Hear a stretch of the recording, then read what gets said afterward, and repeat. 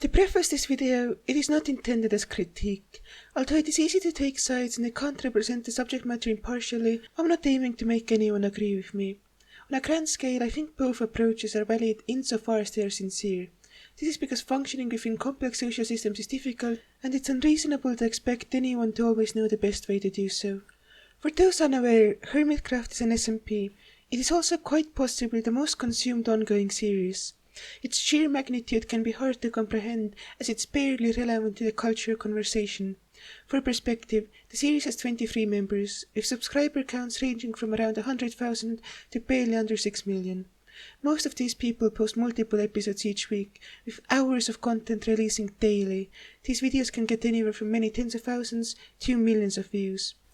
As a point of comparison, the recent Tiger King documentary has accumulated over 64 million views.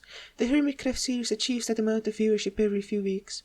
Obviously, since they're different mediums and the community for Hermitcraft is more insular, these can't be properly compared. However, it is important to note the sheer scale of this project.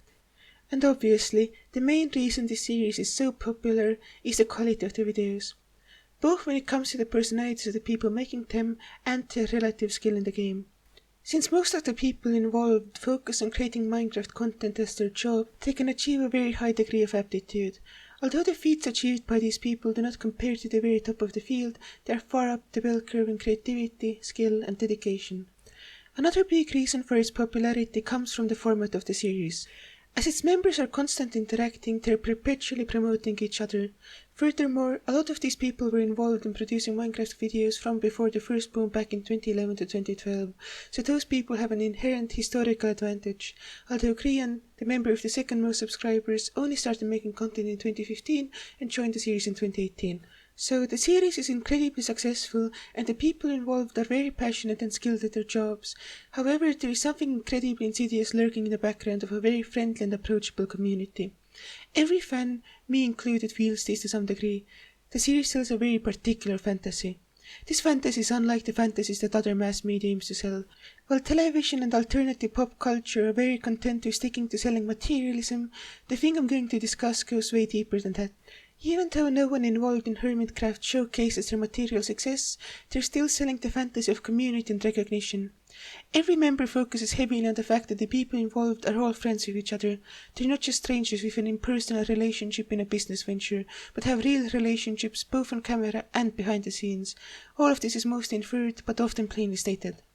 This will not inherently be insidious, but what makes it so much worse is that Hermitcraft was previously known to recruit people, and by now the amount of recruitment has dwindled to nothingness, and it is highly unlikely that anyone would get recruited into the series in the near future. And to even be up for consideration, someone would already need to have a highly popular and well-produced channel, but since the precedent is already there, it allows people to fantasize. Now, the recognition element of the fantasy is easy to see.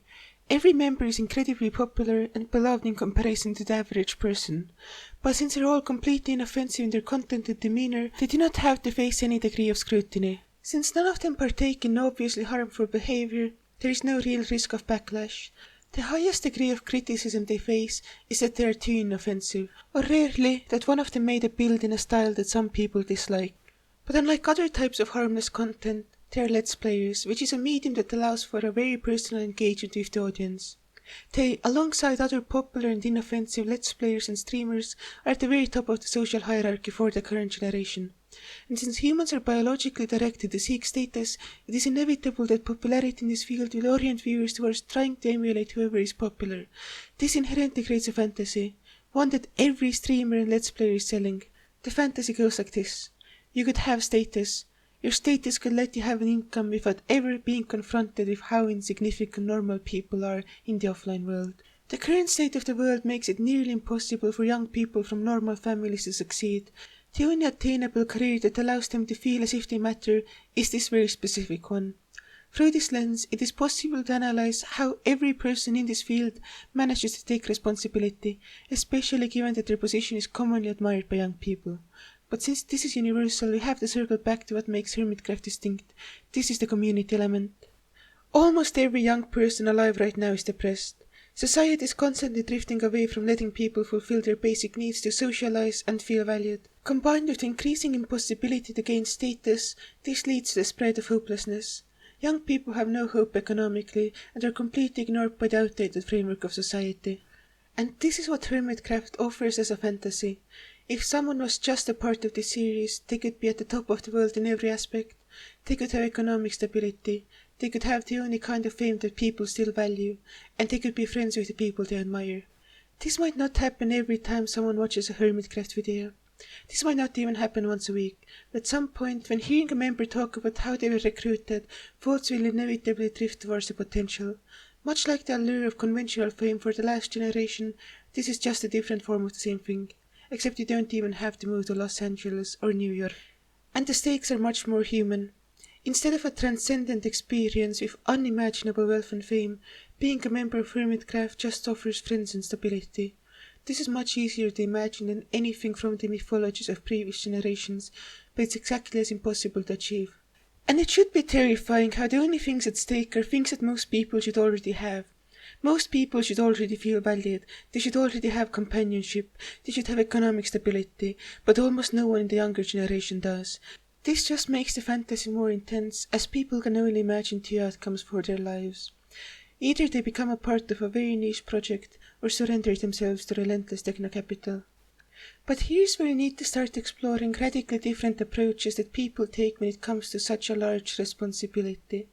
On one hand, you have Zizuma, the de facto organizer of the entire project.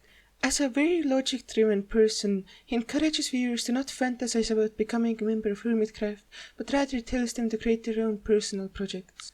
This is a reasonable approach, and it does not let people indulge in the specific fantasy that puts Zizuma in the center of the world. But Zizuma is unknowingly ignorant of how impossible creating something new is. For examples of how people who pursue things like this end up, you can easily look at the various online communities for supposed small creators. There are a lot of creators who have no actual creative vision and no drive to give the world a part of themselves. All they know how to do is imitating the superficial trappings of people who are making art online. The most common discussions among them are about how to work on thumbnails and SEO, while they completely ignore that their content is bad. When pushed on the matter, most of them will inevitably become defensive. In their mind, they all have perfectly adequate content and just don't know how to market themselves. And while marketing is important for any artist, it only serves to spread the things they produce.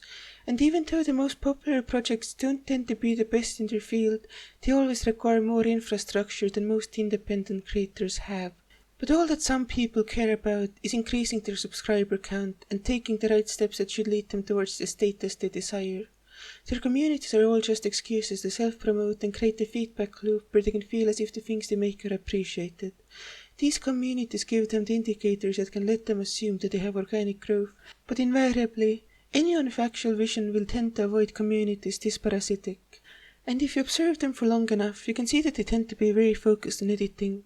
This is for an obvious reason. People who are successful on YouTube tend to discuss editing a lot.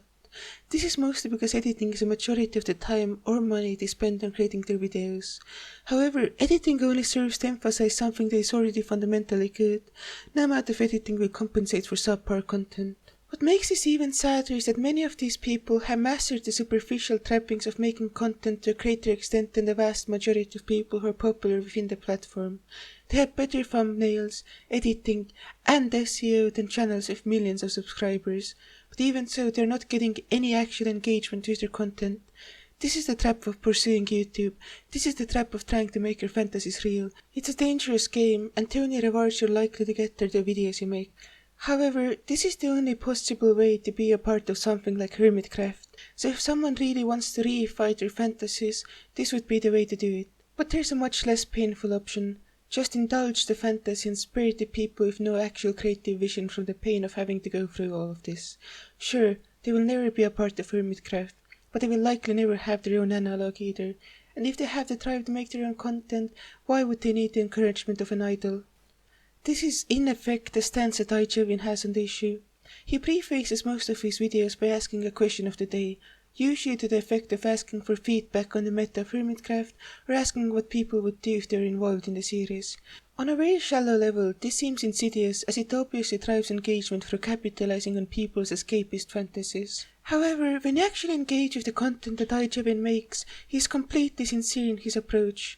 He seems almost incredulous when it comes to the fact that he is a part of the series and that he gets to engage with other people in it. This is despite the fact that he was an early member of Hermitcraft and his viewership is mostly around average. So from my perspective, it is much more accurate to assume that instead of trying to play some grand mind game, he just thinks that these questions are a fun way to get him more engagement. And they are fun. They're incredibly exciting to think about, and anyone sufficiently involved in the fantasy would find them to be. They let the viewer briefly escape the reality that they will likely never have all of their basic needs met. For a young person whose only connection to the world at large is this specific series of Minecraft videos, this is the most cathartic experience possible. This is the closest a sincere religious experience that a person who has been completely rejected by the world can feel. It lets them picture what is in essence the image of heaven to most young people. It lets them picture a world where they could do something they enjoy and make friends through it. It lets them picture a world where they can earn an income and not be miserable. It lets them feel like a real person for a brief moment. And with that feeling, they don't need to strive to achieve something impossible. They can just have a respite from their day-to-day experience. There is no survivorship bias from iJevin. It just offers what people need from the world more than anything. It offers an escape. It offers a working cope. This is the reason why the discussion on accountability when it comes to fantasy is so difficult. When everyone is caught up in capitalism's never-ending death spiral, what can people with no power really do? The only completely ethical thing for creators would be to show people the near impossibility of achieving their fantasies, but this could be greatly detrimental to how enjoyable their content is, and after all, if they could reach the point where they are, why should other people be unable to replicate their success?